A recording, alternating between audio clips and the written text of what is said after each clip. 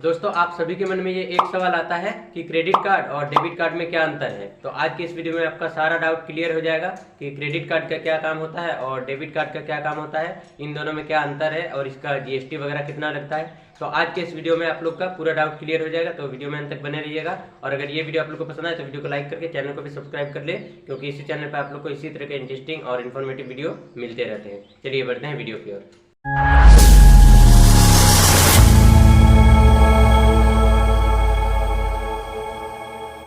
तो सबसे पहले बात करते हैं डेबिट कार्ड की। तो देखिए डेबिट कार्ड क्या होता है। इससे मान लीजिए आपका बैंक में जितना पैसा रहता है उसको आप डेबिट कार्ड के जरिए निकाल सकते हैं। डेबिट कार्ड एटीएम कार्ड को कहा जाता है, ठीक है। जैसे मान लीजिए आपको बैंक से कितना भी पैसा निकालना है तो आपको बैंक जाना पड़ता है। तो अगर आपके पास डेबिट कार्ड रहा, डेबिट कार्ड आपका बना हुआ है, तो आपको बैंक जाने की जरूरत नहीं है। आप किसी भी नियर बाय एटीएम में जाके उसको उस डेबिट कार्ड को दे के आप पैसा निकाल सकते हैं, ठीक है, डेबिट कार्ड के जरिए। ये होता है डेबिट कार्ड का काम। इसमें आपका चार्ज भी बहुत कम लगता है, ईयरली चार्ज लगता है इसमें और बहुत कम लगता है। डेबिट कार्ड का यही काम होता है, आपका मतलब जितना अकाउंट में पैसा रहा उसी को आप निकाल सकते हैं, ठीक है। लेकिन क्रेडिट कार्ड में ऐसा नहीं है। तो डेबिट कार्ड का तो यही फंडा हो गया। अब चलिए बात करते हैं क्रेडिट कार्ड की, ठीक है। तो देखिए ये क्या होता है। जैसे मान लीजिए आपको महीने के एंड में सैलरी मिलता है, ठीक है, और आपको उससे पहले आपको खर्चा करना है, तो इसके लिए आपको एक क्रेडिट कार्ड बनवाना पड़ता है, ठीक है। क्रेडिट कार्ड में आप मान लीजिए 20,000 50,000 मैक्सिमम आप लोग फिक्स कर लीजिए, मुझे इतना के अंदर खर्चा करना है। मान लीजिए आप 50,000 रुपये खर्चा करने हैं महीना, ठीक है। तो 50,000 रुपये खर्च कर रहे हैं तो उसके लिए आप एक क्रेडिट कार्ड बनवा लिए।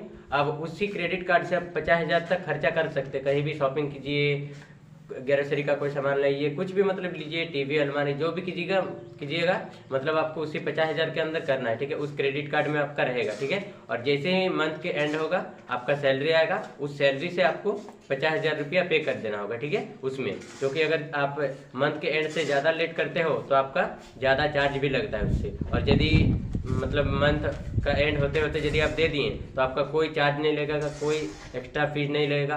क्योंकि ऐसे आप लोन लेते हो तो आपको 2%, 3%, 5%, 10% तक आपको चार्ज देना पड़ता है, ठीक है, जिसको बोलते हैं इंटरेस्ट। लेकिन क्रेडिट कार्ड में ऐसा नहीं है। लेकिन आप अगर थोड़ा लेट करते हो तब आपको इंटरेस्ट देना पड़ेगा इसमें, ठीक है। ये होता है क्रेडिट कार्ड का। आपको बस जितना खर्च करना है उसका उसी हिसाब से आप अप्लाई कर लीजिए, ठीक है। और आप उतना तक खर्च कर सकते हैं, महीना के एंड में सैलरी आएगा आप उसे दे सकते हैं, ठीक है। ये काम होता है क्रेडिट कार्ड का। और अब देखिए इसमें क्या क्या फंडा है।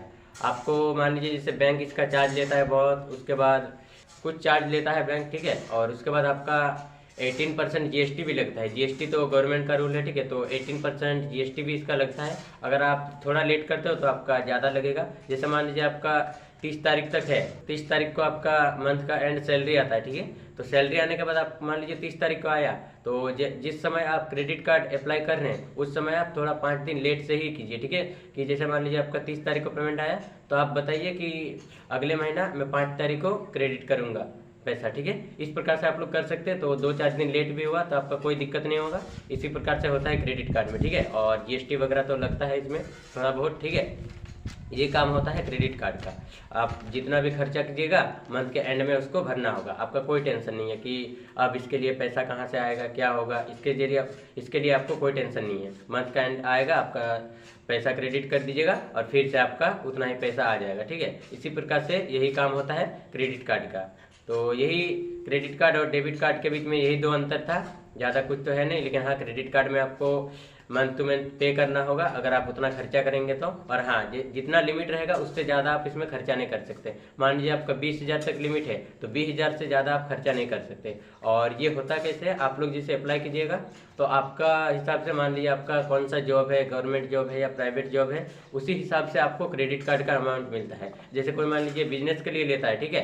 तो जैसे कोई बिजनेस के लिए लेता है तो वो मान लीजिए वो तो मतलब लाखों में लेता है, 50 लाख 60 लाख तक का क्रेडिट कार्ड बनवा लेता है। लेकिन जैसे मान लीजिए कोई प्राइवेट सेक्टर में या गवर्नमेंट सेक्टर में जॉब कर रहा है, उसके लिए मिनिमम मैक्सिमम 50,000 ऐसे कुछ देता है, ठीक है।